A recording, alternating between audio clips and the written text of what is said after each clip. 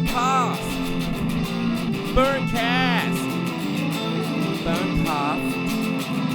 Hell yeah!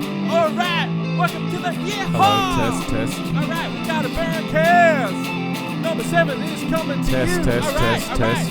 Coming through. Byrnecast. Welcome to the Byrnecast. Welcome to the Byrnecast. Welcome to the Byrnecast. Hell yeah! Welcome to the Byrnecast. Yeah, g'day. It's Jake from the Goldie. I tuned in last week to the Byrnecast and you started off with some good stuff, like talking about like I need a laptop and everything, but take it easy, cunt. Like you just went mad. There's just so much info. You slow it down. Take it easy, cunt. But I loved it. It's a great show, and top stuff, mate. We've been waiting for this. We need something like this. So keep up the good work. See ya. Cheers, Jake. Thanks for that. It's always good to hear some feedback, and it's a new show, and we're just building, and your feedback is really valuable, and we'll take that on board. We'll space it out a little bit more, and maybe I'll actually chat about laptops next time. So it's good to hear. Good to hear some feedback. Cool. Hey, it's Burnsy. It's Chitty Chatty podcast time. So go grab a coffee. I hope all is well in your neck of the woods. I'm coming to you on a sweet winter Sunday evening in Sydney. It's been a nice day, and looking forward to getting into it. So today I think I'll talk a bit more about what's going on in Sydney, as far as the lockdown, or not so much of a lockdown is concerned. So I'm still very curious about what's going on in the rest of the world, because by comparison Sydney seems to be doing quite well. And just a range of topics, a bit about diet, not so much of a book review, maybe a little bit, and meditation. I can just talk about it. I'll talk about some of the same topics I talked about last week, just to go over that sort of stuff again. I got my coffee, and today, what did I do today? Well, today, I've started doing exercise. I'm getting back into exercise because it's been a while since I've been able to do my favorite exercise, which lately was swimming. I was doing a swim squad, my local swimming pool, and loving that, getting better at that. Doing a couple of Ks a day, and getting stronger, getting better, and then it was just a complete shutdown as far as all pools were concerned. And the good news is they've just opened again. I'm assuming that in other parts of the world that is not very common, because I was speaking to a friend from the UK last night who told me that all of the gyms in the UK are closed. Now, I bet they're not closed for the EPL teams. I bet Chelsea doesn't have to deal with that sort of drama. So I feel for you if you're not able to get to the gym and get into that new space, new headspace, do something different. I've heard about people having to do everything in the one room, sleeping, working, people that work from home anyway. That's a bit rough, that sort of situation. So, the gym seemed to be open. I'm not going to the gym. I'm going to start going back to the pool. I've just started to get back into walking. So I'm fortunate enough to live near one of Sydney's premier beaches, Manly Beach, and it's a great place to just go for a walk. It's a very easy walk because it's all flat, and you can get a few kilometres of walking done that way, walking from, say, Queenscliff right around to Shelley Beach. It's a world-famous walk. I understood why walking it this week, why it's so famous. It's just so picturesque. It once it gets to South Stane, it just sort of meanders around this beautiful winding coastal walk. And there are many different great little vantage points there of the northern beaches, looking out into the ocean. So I guess it's just something you're going to do if you ever do come to Sydney. Get that ferry over to Manly and do the coastal walk. Yeah, I've heard it's not as much fun as Venice Beach, so I'm gonna have to get over to Venice Beach in America sometime to see what that's like. But there really is an international feel to it. It's kind of weird for me because I'd like it to be a bit more of a local feel. Like every person I talk to seems to be from somewhere else. So yeah. But anyway, so I've been going down there and going for walks. But I happened to go to Curl Curl today, so that's on my mind. I'll talk a little bit about Curl Curl. That's a very beautiful beach, quite a dangerous beach in terms of currents and things like that. It's quite rough out there. It's not a great beach for anybody who's not a local or not accustomed to waves and the power that they have.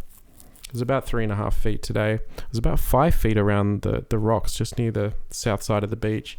There were some big waves coming there, but it was sort of onshore conditions, so it was a bit messy. And but anyway, so I did the walk from North Curly all the way down to the end of the beach, and then walked up some stairs and kind of got to the South Headland, and I remember there's a great bronze statue there by Duke. I can't pronounce his surname. Kamoko. I've got to check this out now. Get up the internet. So there is a here his name is Kahanamoku. Kahanamoku. I hope that's how you pronounce it. Kahanamoku. Duke Kahanamoku was a Hawaiian legend in many people's eyes. He was a swimmer, apparently. I think he actually went to the Olympics and represented America in the Olympics, even though he was a native Hawaiian. But he was also a surfer, and I thought he actually invented surfing, but from what I just read, it seems to have been an ancient sport. I'm not sure how ancient that is. I wonder if Captain Cook actually when he went to Hawaii, saw any surfing. That would be interesting to note. Where they said, hey Cookie, come and have a look at this. And, blew his mind. I don't know. You can tell me. Someone can tell me. Put it in a comment if you know anything about that. But, so I just decided to walk up and have a look at his statue, which is, kind of on that South Curl freshwater headland, and freshwater is significant because that is where he did a public demonstration of surfing back in the day. He must have come over here for some sort of swimming event, I assume, and decided to do some sort of publicity thing down on Freshwater Beach, which looks like a really easy beach to surf on. It's a lot calmer. You've got this wild South Curl Beach in South Curl, and just around the corner it sort of calms down a lot. And Freshwater must be one of the safest swimming beaches on the northern beaches. Just a small beach, and so he got a big crowd down in there back in the day, back in 1915 apparently, early 1915, and I think he had a giant wooden board. I believe I saw it when I went down to the surfing museum down there in Torquay. Torquay is famous because that's where Bell's Beach is, where they have a giant surfing competition. I believe it was it might have been the first WSL event.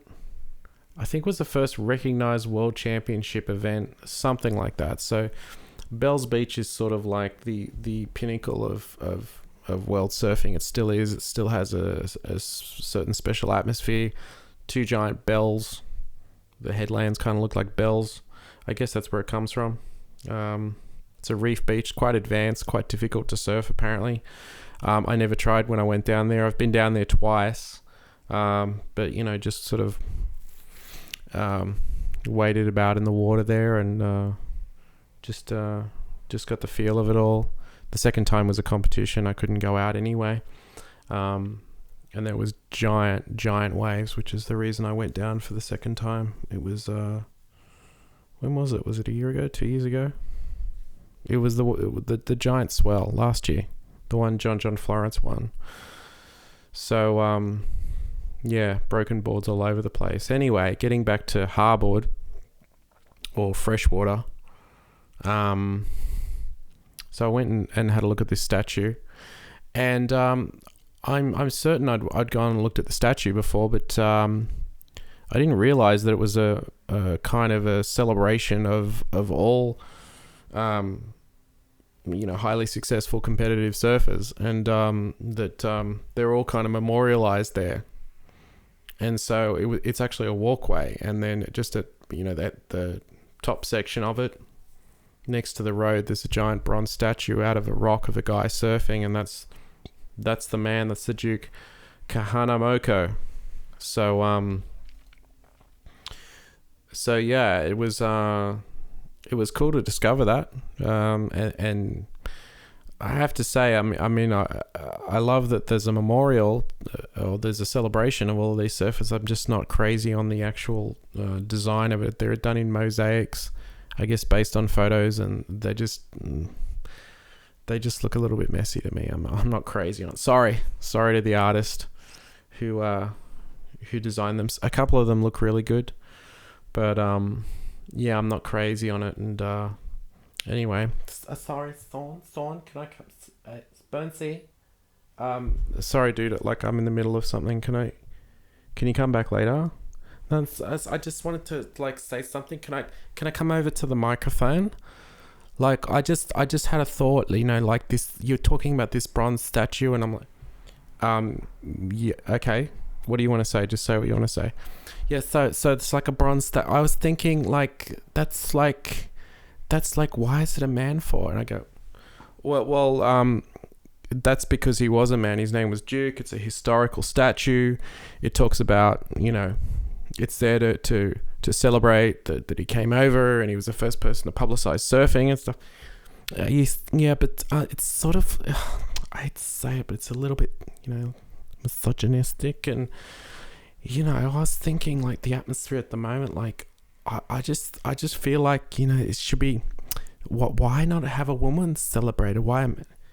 I think you're missing the point. It's like this is a historical thing, and he happened to be male, and it actually, if it makes you feel better, from the crowd, he actually got a 15-year-old girl to come out and to surf with him tandem on his surfboard.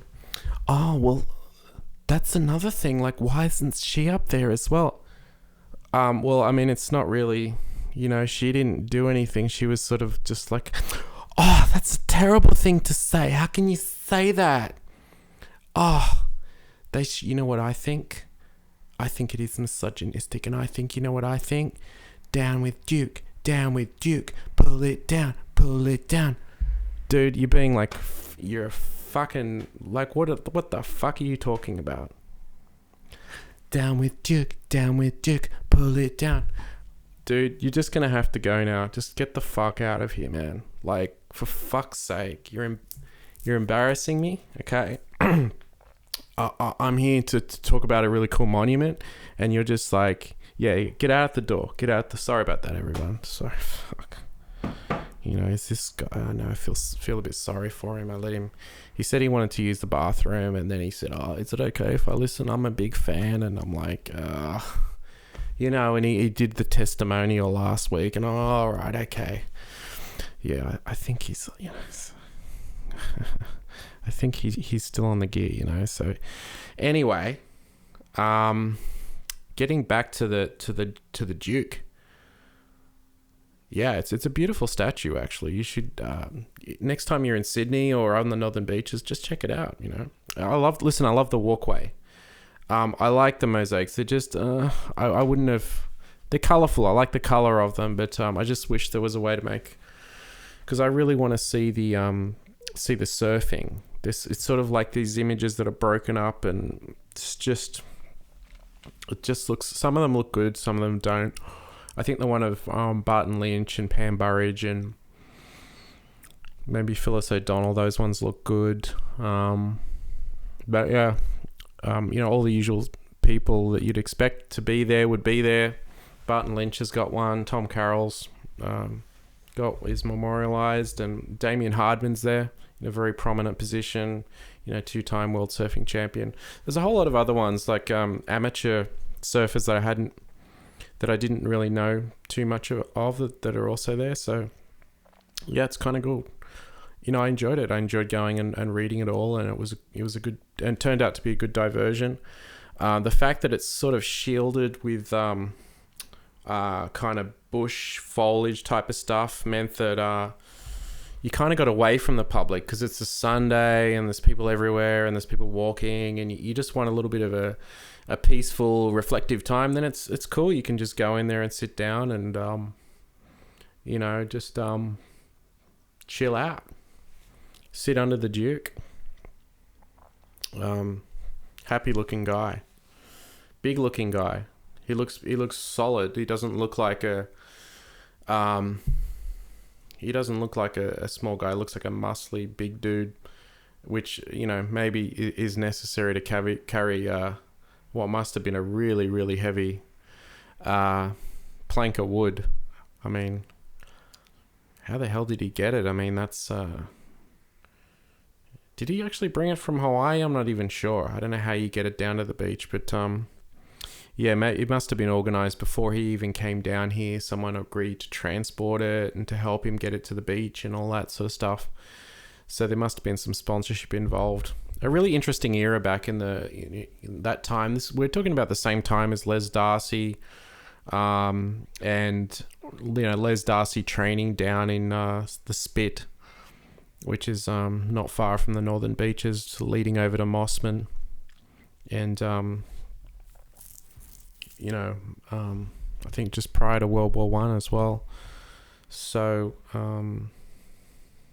yeah, it would be nice to just go back and have a look at what things were like back then, and it would have obviously been a lot less developed on the northern beaches, and so yeah, that was my day anyway. I mean, speaking of Tom Carroll, he's still doing his 15-minute meditations, and I think that's a cool thing to do. If you're at home and it's like, oh, what do I do? It's a way of connecting with the world. It's a way of connecting with a small community around the world. I only ever see like 60 people show up on my Instagram feed. So it's part of a really small group of people, which is, quite cool. It's very intimate, and Tom's just there in his home talking for 10 minutes, talking about whatever happens to be on his mind, whatever book he's reading, or, ideas he has about meditation and about breath work. So it's a cool thing to do 3 times a week, 5:50 meetup, Monday, Wednesday, Friday. If you feel like doing a 15-minute meditation, it's nice and short. And yeah, it's cool. He has a cat called Chino. He sometimes appears in it. And if you're actually missing Australia and you're somewhere else in the world and you're from Australia and you're missing Australia, then, it'll make you feel like you're at home, because you'll be hearing kookaburras in the background on cockatoos and stuff like that. And, they're going off. There's an owl in there sometimes as well. So, yeah, it's quite nice. The kind of meditation is like, okay, I'm hearing birds. There's bird noises, but it's all good. It's a nice thing. What else? Triathlon training. I wanted to talk about triathlon training. Well, I've got a trainer, which I'm very happy about. I managed to get one secondhand. They're very difficult to find at the moment. They're completely out of stock. So this is another thing related to COVID. It's really difficult to get sports gear, exercise gear. Not as difficult as it is in the UK, I've heard. But yeah, it's not that easy to get things like turbo trainers. So this is a fluid turbo trainer. It should work quite well. It's sort of on the mid to low range of indoor trainers that you can get, but it should work quite well for what I need. I should be able to hook it up to this program called Zoom, which if you're not familiar with and you are a cyclist, I don't know how you could not be familiar with it, but if you're not a cyclist at all, check out Zoom. It might get you psyched on cycling because it's basically like one of the coolest computer games in the world. It's the one computer game that I actually might get into. I said to my nephew the other day, I stopped playing computer games when I was 13, but this just seems to be a whole different thing. It is a computer game, but it's also a live. They're actual courses from around the world. They're computer animations of courses, and you can ride your bike, stare at a screen, and have somewhat of the experience of riding on the road in this game. And then you can meet other people in there, I think, as well. And you can race other people in there. I think they've actually done races on there now that you can't really have Ironman races. So I think, there's a whole new competitive thing going on with this particular program through the internet. You're able to have competitions, which is incredible. It's awesome. So I'll have to get the sensors together and hook that up. I haven't hooked it up yet, so I will do that maybe this week. We'll see. I might have some insights on that and what that type of training is like and how it differs from being on the road. It's obviously a lot safer than being on the road. You can't get killed, which is a real concern. And cycling is the world's most dangerous sport. More than surfing, more than UFC. There's more fatalities. If you go and look up the numbers, it's a great sport for people that are older, that are moving away from doing things that are really require explosive output. But it's not without risk. So a great sport. Requires a lot of knowledge, a lot of experience, a lot of training to be good at it.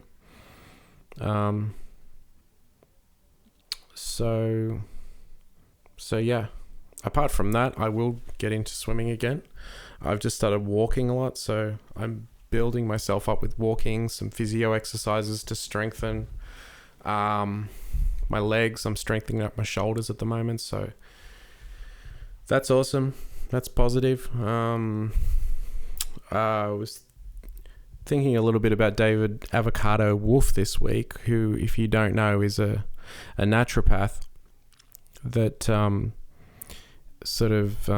talks a lot about medicinal mushrooms, not magic mushrooms, medicinal mushrooms. And he also talked about this invention called a zapper. And I just found my zapper the other day while I was, looking through, doing a bit of cleaning and stuff. And this zapper is an electronic device which sends a very weak current onto the skin. It's just the current of a 9-volt battery. And it's a form of electromedicine, but very, very low current. And it's supposed to be effective against viruses and parasites and things like that. I don't know how effective it is. It's quite a weak kind of current, but it was just interesting to find that again. It's got some orgonite inside of it, which is supposed to amplify the electronic signal in some way that I don't understand, but I might get it back into using that thing again and see if it does have any benefits towards any kind of health conditions. So David Avocado Wolf. I saw him on Instagram recently. He's just put out a film of Iceland. So there's some great drone photography in that if you're interested in seeing some beautiful waterfalls in Iceland. I might get more onto... I'll talk more about David Avocado Wolf in coming episodes. He's been someone I've been interested in for a while. I've been to 2 conferences of his and have tried out a lot of things he recommended. He's the guy who got me really psyched on chocolate. I already love chocolate, so it was a great excuse to eat more chocolate. A lot more chocolate. Started eating it every morning. So, yeah, cool that I got through all of that. Yeah, I haven't finished Flow My Tears, the policeman said, which was my job for the week, so sorry about that. It's I don't know where it's going to go. I really don't know what's going to happen to this lead character that has gone from one dimension into another dimension. I've just got up to the part in the book where he finds someone who actually recognizes him. Now, he's a celebrity who's gone to another dimension, and in this dimension, nobody knows who he is. But I've just got to the point where he has found somebody who knows who he is a big fan of his, and has 9 of his records. He actually has 10, but she's got 9, which is not bad. And she's basically saying, I'm a big fan of yours. But yeah, so I don't know where it's going to go. Not Stanley Kubrick. Philip K. Dick, interesting character, took a lot of drugs, a lot of bad drugs that kind of destroyed his health, but he claims kind of helped him to see parallel presence that he couldn't see before. So yeah, did some futuristic type of fiction, but parallel present, that seems to be his main deal. And I'll start getting more and more into his literature. I believe over the coming year I can see that happening. So that's about it. I think we're going to wrap it up. I haven't got my computer yet. I will get my computer, and I'll tell you all about it. Probably the only thing I didn't mention, or maybe I did mention it, I'm not sure, about the program. I want to try out DaVinci Resolve and see how effective that is. I might also try Premiere Pro. We'll see. I'll talk to a couple of friends and see what they think about whether it's worth it or not. Yeah, I'm going to wrap it up. It's probably a bit shorter this week, but that's that. And next week I'm going to get some music happening. I got a musician friend, G-Man, who's going to give me some music to put on, which is awesome. I might get some of my own music on there as well. So yeah, tune in next week, next Sunday. Take care. I hope that you're able to train. I hope that you're able to do all the things you need to do, and